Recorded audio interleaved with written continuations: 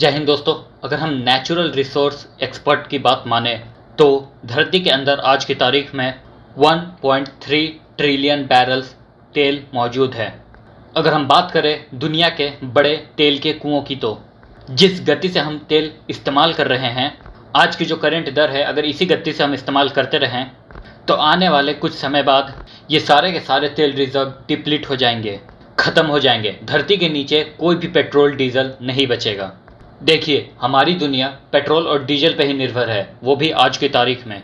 सब्जी, भाजी, तेल इत्यादि जितनी भी चीज़ें हैं, उन सभी को बड़े बड़े ट्रकों में लोड करके एक राज्य से दूसरे राज्य में भेजा और लाया जाता है। इसके लिए सबसे ज़रूरी चीज़ है ईंधन, जो कि हमारी पृथ्वी पर बहुत ही लिमिटेड है। लेकिन आपको भी पता है कि बिना ईंधन के कोई भी गाड़ियाँ आज के समय में नहीं चल सकती। और जब ईंधन के दाम आसमान छूने लगते हैं, जैसा कि आज के समय में हो रहा है, तब ईंधन के कीमतों के साथ साथ हर चीज़ महंगी होती जाती है। लेकिन किया भी क्या जा सकता है, क्योंकि आज के समय हम पूरी तरह से इन्हीं रिसोर्सेज पे निर्भर हैं। तो इस वीडियो में हम लोग बात करने वाले हैं इसी से रिलेटेड पेट्रोल और डीजल से। तो इस चैनल को सब्सक्राइब कर दीजिए, बेल आइकन को दबा दीजिए, जितना ज़्यादा हो सके इसे शेयर कीजिए ताकि ये नॉलेजेबल वीडियो काफ़ी लोगों के पास पहुँचे। मैं एक हल्का सा डेटा शेयर करने वाला हूँ आपके साथ, सुनिए इसे गौर से। 1990 में पेट्रोल की कीमत भारत के अंदर थी लगभग 12 रुपये, जबकि सन 2000 में इसकी कीमत बढ़ के हो गई 25 रुपये, यानी कि सीधे डबल। वहीं 2010 में इस पेट्रोल की कीमत पहुंच गई 47 रुपये तक। वहीं आज 2021 में पेट्रोल के दाम 100 रुपये के भी पार है। यानी कि आप समझ सकते हैं कि हर 10 साल में पेट्रोल का रेट लगभग डबल हो जाता है। तो अगर उस हिसाब से देखें तो 2030 में इसके दाम 200 रुपये पर लीटर से ज़्यादा हो जाएंगे और 2040 में इसके दाम 400 रुपये पर लीटर से भी ज़्यादा हो जाएंगे।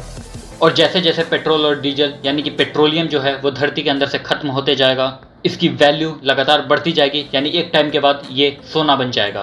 पेट्रोल और डीजल नॉन रिन्यूएबल सोर्सेज हैं ऑफ एनर्जी हैं, जिसे कि एक बार इस्तेमाल करने के बाद दोबारा इस्तेमाल नहीं किया जा सकता।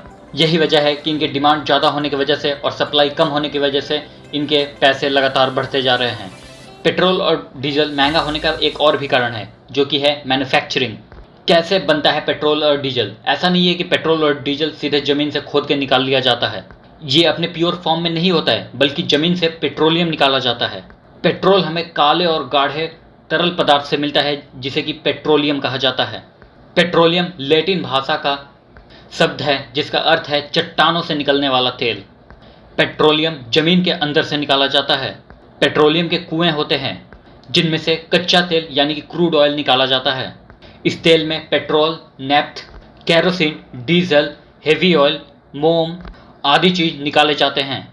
कच्चे तेल को साफ करने के लिए कारखानों में लाया जाता है। इन कारखानों को पेट्रोल रिफाइनरीज कहा जाता है। इसमें कच्चे तेल को बड़े बड़े बेलनाकार बर्तन में डाल के गर्म किया जाता है। अलग अलग तापमान पर कच्चे तेल में उपस्थित चीज़ें अलग अलग पाइपों द्वारा निकाल ली जाती है। इस प्रकार पेट्रोलियम का अनेक हिस्सा पेट्रोल के रूप में प्राप्त होता है। पेट्रोल और डीजल के मैन्युफैक्चरिंग के डिस्टिलेशन के तरीके से हासिल की जाती है, जो कि इनकी कीमत पे बहुत बड़ा असर डालती है। देखा जाए तो पेट्रोल और डीजल के दाम एक नहीं होते, हर कंट्री में इनके रेट डिफर करते रहते हैं, यानी कि बदलते रहते हैं। जैसे कि भारत में आज पेट्रोल की दाम 100 रुपये के ऊपर है, तो हो सकता है कि दुबई और सऊदी अरब में इसके दाम 10 रुपये या 20 रुपये ही हो, क्योंकि जिस तेल में क्रूड ऑयल यानी कि कच्चे तेल निकाले जाते हैं, उस तेल में पेट्रोल और डीजल के दाम कौड़ियों के भाव होते हैं। और जिन देशों में कच्चा तेल नहीं पाया जाता, उन देशों को दूसरे देशों से कच्चा तेल यानी कि क्रूड ऑयल इंपोर्ट करना पड़ता है। उसके बाद रिफाइनरी डिस्टिलेशन इसका प्राइस देना पड़ता है, जिसकी वजह से पेट्रोल और डीजल की कीमतें बढ़ जाती हैं उन देशों के लिए। सबसे बड़ी बात यह है कि जो हम पेट्रोलियम कहते हैं, कच्चा तेल कहते हैं, वो आता कहाँ से है? आज से कई हजार साल पहले जब पृथ्वी पर विनाश हुआ था, तब कई पेड़ पौधे और कई जानवर इस धरती के अंदर समा गए थे, जिसके बाद कई हजारों साल तक वो धरती के अंदर ही दबे रहे।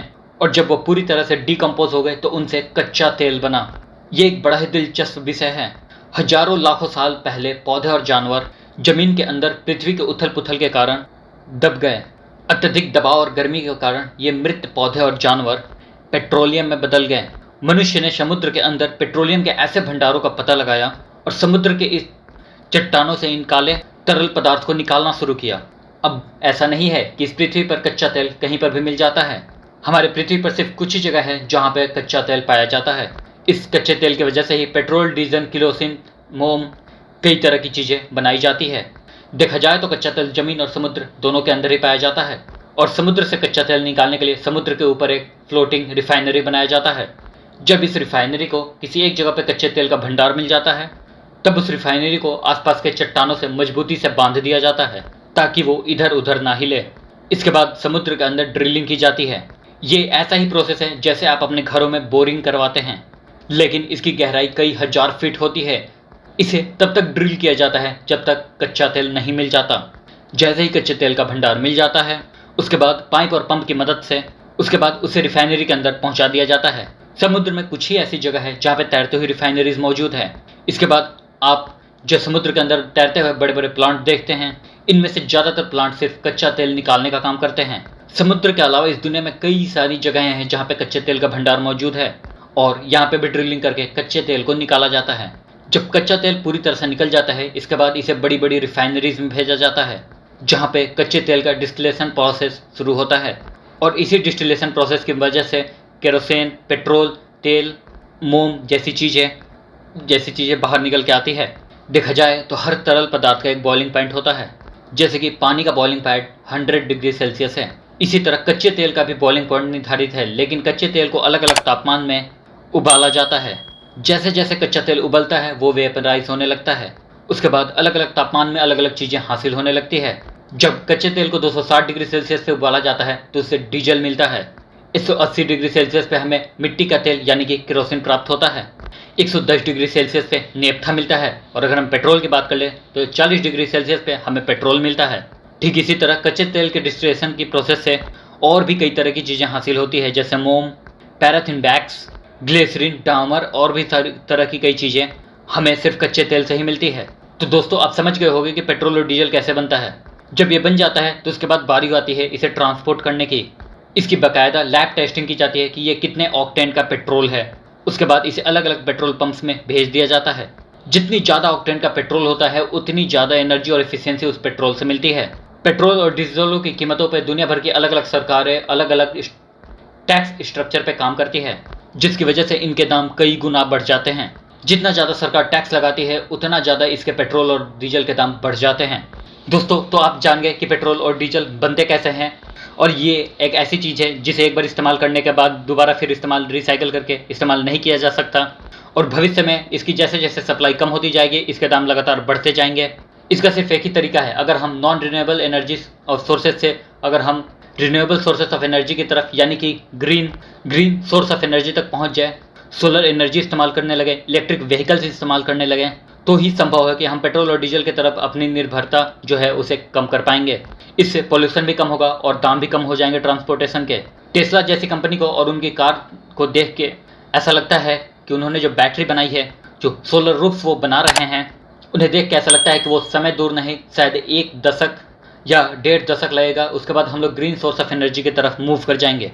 और अगर ऐसा हुआ दोस्तों, तो चीज़ों की महंगाई कम होने लगेगी। तो आई थिंक आपको ये वीडियो नॉलेजेबल भी लगा होगा, इंटरेस्टिंग भी लगा होगा। तो फिर मिलते हैं नेक्स्ट वीडियो में। जय हिंद।